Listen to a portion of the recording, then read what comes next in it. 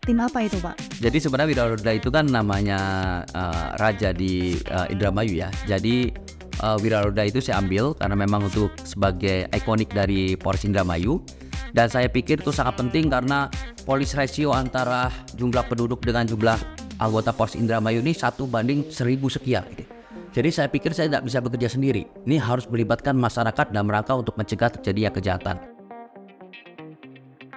Tugas polisi Indonesia mungkin agak berbeda dengan beberapa negara lainnya. Tidak hanya melayani, tetapi ada mengayomi itu. Nah, saya pikir adalah salah satu bentuk kegiatan untuk bisa memberikan rasa nyaman kepada masyarakat adalah dengan memberikan kegiatan-kegiatan yang sifatnya kemanusiaan. Ya, Membangun rumah ini tentu tidak murah begitu, Pak. betul ya. Itu bagaimana, Pak, sumber dananya? Ada bantuan dari Pemda? Ada dari Perbanan. Alhamdulillah konsisten ya berkolaborasi dengan kita dalam rangka untuk membangun rumah Rutilahu ini. Jadi setiap tahun insya Allah mereka akan bantu gitu. Ini program CSR-nya dari BNI. CSR-nya dari perbankan ya. Masyarakat tahu, oh ternyata polisi itu tampilannya seperti ini loh gitu ya, tidak menakutkan Nggak menakutkan, gitu kan ya. gitu ya. Kita tuh bersahabat gitu. Nah, sama anak kecil aja bersahabat.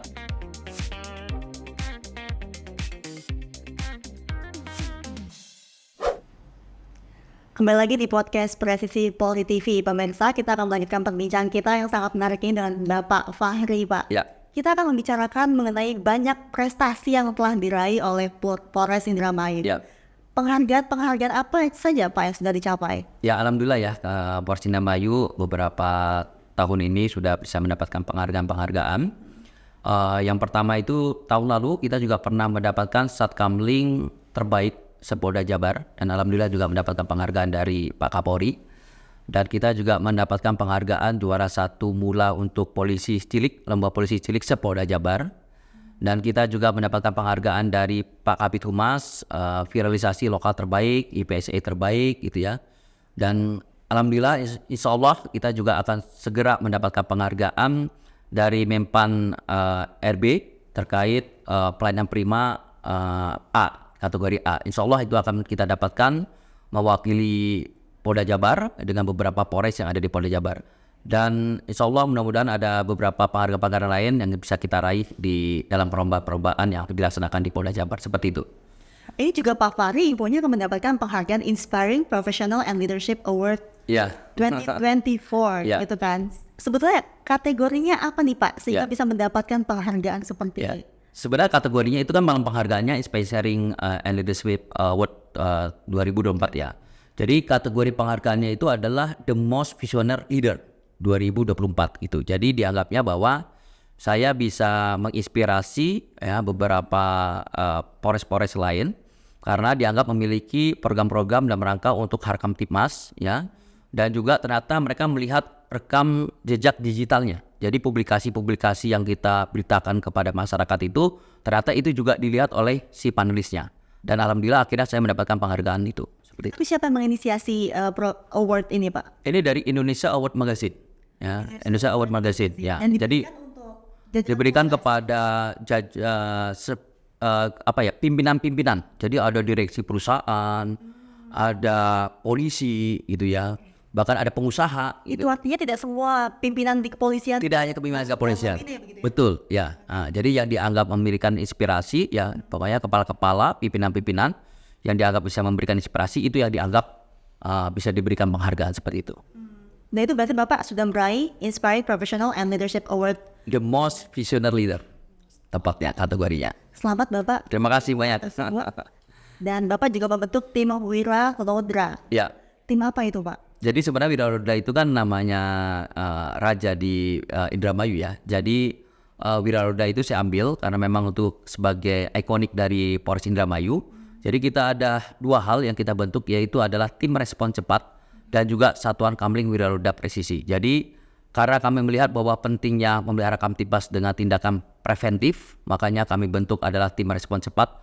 Jadi anak-anak Dalmas itu saya bentuk dengan segala perlengkapannya, dengan sepeda motor. Mereka melakukan patroli dari malam hari sampai dengan dini hari di tempat-tempat rawan kejahatan. Sedangkan saat Kamling itu saya membentuk Satuan Kamling, dan alhamdulillah sampai saat ini sudah ratusan Satuan Kamling. Saya mendapat dukungan penuh dari masyarakat Indramayu, sana yang luar biasa sekali ini. Dan saya pikir itu sangat penting karena police ratio antara jumlah penduduk dengan jumlah anggota Polres Indramayu ini 1:1000 sekian gitu. Jadi saya pikir saya tidak bisa bekerja sendiri. Ini harus melibatkan masyarakat dalam rangka untuk mencegah terjadinya kejahatan. Nah, bagaimana caranya?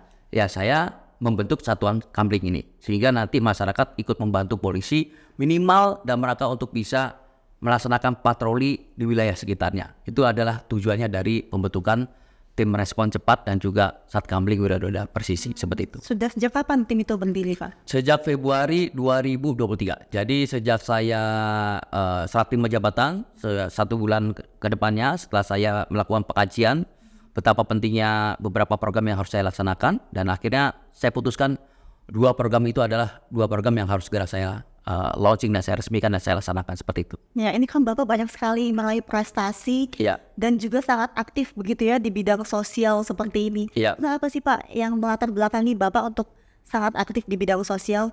Ya, saya rasa begini, tugas polisi itu kan universal ya, jadi to serve and to protect. Tetapi tugas polisi Indonesia mungkin agak berbeda dengan beberapa negara lainnya. Saya alhamdulillah pernah berkunjung ke beberapa negara terus dibanding dan kursus gitu. Di tugas polisi itu ada tidak hanya melindungi, mengayomi, to serve and to protect. Tidak hanya melayani, tetapi ada mengayomi gitu. Nah, mengayomi ini kan berarti memberikan rasa aman, memberikan rasa nyaman kepada masyarakat. Nah, saya pikir adalah salah satu bentuk kegiatan untuk bisa memberikan rasa nyaman kepada masyarakat adalah dengan memberikan kegiatan-kegiatan yang sifatnya kemanusiaan. Apalagi polisi ini kan ada asas subsidiaritas ya, yang artinya adalah bahwa apabila ada suatu lembaga yang tidak bisa melaksanakan tugasnya secara optimal atau bahkan tidak ada yang menghandle kegiatan tersebut, maka polisi bisa bertugas untuk itu. Makanya di undang-undang kepolisian itu ada disebutkan bahwa apabila ada tindakan, ada hal yang tidak dilakukan oleh stakeholder terkait, maka polisi bisa melakukan itu. Makanya saya pikir dalam rangka untuk melakukan pengayoman kepada masyarakat, saya membentuk beberapa kegiatan-kegiatan kemanusiaan seperti itu. Oke. Sudah membantu Sophia Ya, membentuk program Kami Sodako, ya, lalu juga ada tim Wiralodra. ya. Jadi memang sudah tidak kaget lagi ya mendengar Bapak mendapatkan the most visionary leadership ya gitu. Lalu Terima ada kasih program Bedah Rumah, Pak. Iya, iya, betul. Ini gimana ini? Seperti apa sistem bantuannya? Bantuannya kami berkolaborasi dengan perbankan ya untuk bisa membantu dan juga kembali lagi bahwa tentunya ini juga dukungan dari anggota Polres Indramayu. Setiap tahun alhamdulillah kita bisa bangun. Sejak saya di Polres Cirebon Kota. Berarti sudah sejak tahun berapa nih Pak diinisiasi? Di Indramayu itu dari tahun kemarin, tapi sebelumnya kan saya dinas di Polres Cirebon Kota. Jadi waktu pada saat saya dinas di Polres Cirebon Kota pun saya juga sudah membangun rumah tidak layak huni menjadi rumah layak huni. Jadi alhamdulillah berarti saya dinas setiap tahun itu sudah bisa membangun rumah layak huni. Dan alhamdulillah di Polres Indramayu itu kemarin tahun lalu itu sudah 13 rumah gitu. Dan insya Allah di tahun ini juga sudah ada rencana 12 rumah yang akan kita kerjakan di bulan Juli dan di bulan Agustus. Tetapi dalam rangkaian Hari Bayangkara, kita saat ini sudah proses membangun 3 rumah tidak layak huni menjadi rumah layak huni seperti itu. Berarti sejak tahun 2023 hingga saat ini sudah berapa banyak warga yang terbantu? 13 tahun lalu. 13 tahun lalu? Sekarang sudah ada 3 yang progres dan insya Allah Juli dan Agustus tambah 13 lagi. Jadi sudah hampir 20 lebih lah ya, insya Allah. 20 lebih. Tadi kan sumber dana buat Sophia ini kan urunan antar personel Polres nih Pak. Ya. Membangun rumah ini tentu tidak murah begitu Pak. Betul ya. Itu bagaimana Pak sumber dananya? Ada bantuan dari Pemda? Ada dari perbankan ya. Jadi kita kerjasama. Boleh disebutin brandnya ya nggak apa-apa ya.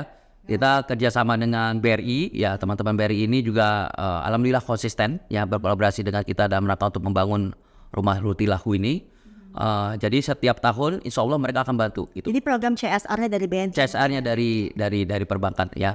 Dan sebagian juga kembali lagi bahwa itu merupakan kontribusi dari anggota yang dalam kegiatan program Kami Sodako seperti itu. Lalu untuk data terkait informasi dari warga yang membutuhkan bantuan Pak, apakah ada kendala dalam hal itu? Tidak ada, alhamdulillah kita kerahkan semua Babin Kaptimas dan kami juga sudah minta kepada Babin Kaptimas kami supaya bekerja sama dengan 3 pilar ya, Babinsa dan juga Kepala Desa atau Lurah. Dan mereka juga memberikan input-input informasi, bahkan kadang-kadang langsung potong kopas, langsung ke Kapolres kan, kirimnya, wah pokoknya Kepala Desa kirim ya, Babinsa kirim, Babin Kaptimas kirim gitu. Tapi nggak apa-apa, saya senang. Jadi saya tahu bagaimana kondisi di lapangan sesungguhnya karena mereka yang very close dengan masyarakat yang ada di sekitarnya. Jadi saya pikir mereka mencoba untuk memberikan informasi itu adalah suatu hal yang sangat penting bagi kita untuk bisa bekerja seperti itu. Apa ada kriteria tertentu Pak untuk warga yang bisa menerima bantuan bedah rumah ini? Sebenarnya banyak banget ya. Kami juga sudah berkoordinasi dengan pemerintah daerah. Memang kalau dilihat dari kebutuhannya itu masih sangat banyak sekali gitu ya. Tentunya kita lihat berdasarkan karena kondisi rumahnya yang sudah sangat tidak layak huni itu. Tapi kalau dihitung banyak sekali. Makanya memang tidak bisa semua dicukupi itu. Tapi insya Allah karena kita akan selalu berupaya untuk bisa membantu masyarakat yang memang membutuhkan seperti itu. Baik, Pak Harin juga Bapak membentuk polisi Cilik Dermayu Reborn. Iya. Kenapa ada kata-kata reborn di sini? Seperti apa kegiatannya? Gitu. Saya sempat terkaget, kemana ini? Gitu kan? Kenapa namanya reborn ya? Nama kayak Lamena Reborn gitu. Karena tidak ada, akhirnya saya bentuk kembali, lahir kembali, dan saya panggil lagi pelatih-pelatih yang dulu pernah melatih pada zaman masanya kejayaannya itu. Akhirnya saya minta mereka tolong bantu saya. Saya bilang kita lahirkan kembali polisi cilik. Tetapi saya bilang, nah supaya ikonik ini mereknya baru, saya kasih nama Reborn. Gitu. Jadi polisi cilik Dermayu itu sebenarnya ikoniknya Polres Indramayu pada masanya. Nah, sekarang insya Allah polisi cilik Dermayu Reborn menjadi ikonik pada masa kini seperti itu. Sebetulnya apa yang membuat kepolisian dari Polres Indramayu ini menginisiasi adanya polisi cilik ini Pak? Ya, saya mau Kegiatan dilakukan di dalam sini. open engagement ya. Jadi saya itu mau terbuka dengan masyarakat gitu ya. Jadi saya berpikir bahwa Polres itu jangan kesannya seram gitu. Jadi ketika pada saat saya membuat latihan polisi cilik Dermayu itu, orang tuanya datang mengantarkan anaknya gitu kan. Terus kita juga mendapatkan kontribusi yang bagus karena anak-anak itu sudah dididik bagaimana dia disiplin dengan pelatihan polisi cilik. Bahkan ketika pada saat ada kegiatan seperti kayak hari jadinya Indramayu, ada kegiatan-kegiatan di Indramayu, mereka keluar gitu kan untuk menampilkan. Akhirnya masyarakat tahu, oh ternyata polisi itu tampilannya seperti ini loh gitu ya, tidak menakutkan gitu kan ya. Gitu ya. Kita tuh bersahabat gitu. Nah, sama anak kecil aja bersahabat gitu kan. Makanya itu yang mau kita bangun. Jadi saya membangun open assessment dengan masyarakat bahwa silakan datang ke Polres ya. Kita terbuka, silakan kita mau melayani yang terbaik kepada masyarakat seperti itu. Oke. Bapak aku izin dulu, minum dulu. Ya, oke. Lumayan Seru ngomongnya. Iya. Jadi banyak juga ya Pak program bidang sosial ya? Ya, banyak. Insyaallah mudah-mudahan kita akan konsisten ya. Ini apakah nggak akan habis-habis nih kalau membicarakan bidang sosial dan peran Iya, insyaallah. Polres Indramayu ya Pak. Ya, Ini ya. pertanyaan terakhir Pak Fahri. Apa pesan Bapak kepada para personel Polri terkait tugas melayani, melindungi, dan mengayomi masyarakat? Ini pertanyaan terbaik ini menurut saya nih ya. Jadi kesimpulannya baik. Kesimpulan yang baik ini ya. Jadi rasa aman itu kan fundamental gitu ya. Jadi menurut teori Abraham Maslow itu paling mendasar kebutuhan masyarakat itu adalah aman. Kalau mereka merasa aman, maka kebutuhan fisiologinya dapat terpenuhi. Kalau kebutuhan fisiologi yang dapat terpenuhi, akhirnya sampai dengan kebutuhan aktualisasi pun dapat terpenuhi itu. Makanya rasa aman itu kan harus dijaga. Siapa yang bertugasnya untuk melakukan jaga rasa aman? Yaitu polisi. Makanya tugas polisi itu tidak sederhana gitu. Bahkan tadi sudah saya sampaikan bahwa tugas polisi Indonesia itu besar gitu. Saya ke beberapa negara, tidak semua polisi di negara luar itu dia ada public services, ada pelayanan publik. Di Indonesia itu ada polisi bertugas untuk memberikan pelayanan publik, membuat SIM, membuat STNK, membuat PKB. Dan di beberapa negara, misalkan kayak di Australia itu dia tidak membuat SIM, ada Department of Transport Fixed Routes-nya gitu. Nah di Indonesia itu tugas polisi besar. Makanya saya selalu berpesan kepada anggota saya bahwa jaga marwah sebagai seorang polisi. Karena kita diberikan amanah untuk memberikan rasa aman kepada masyarakat, dan rasa aman itu adalah dasar dan fundamental sekali seperti itu. Baik, Pak Fahri, terima kasih Bapak atas waktunya. Terima kasih. Akan waktu bersama kami untuk berbincang langsung di studio podcast Presisi Positif kali ini. Semoga semakin banyak warga yang terbantu dan semakin banyak juga instansi-instansi lainnya yang turut berkolaborasi bersama Humas, bersama Polres Indramayu maksud saya. Pemirsa, demikian podcast Presisi Positif. Terima kasih. Sampai jumpa dengan narsum-narsum menarik lainnya. Salam presisi.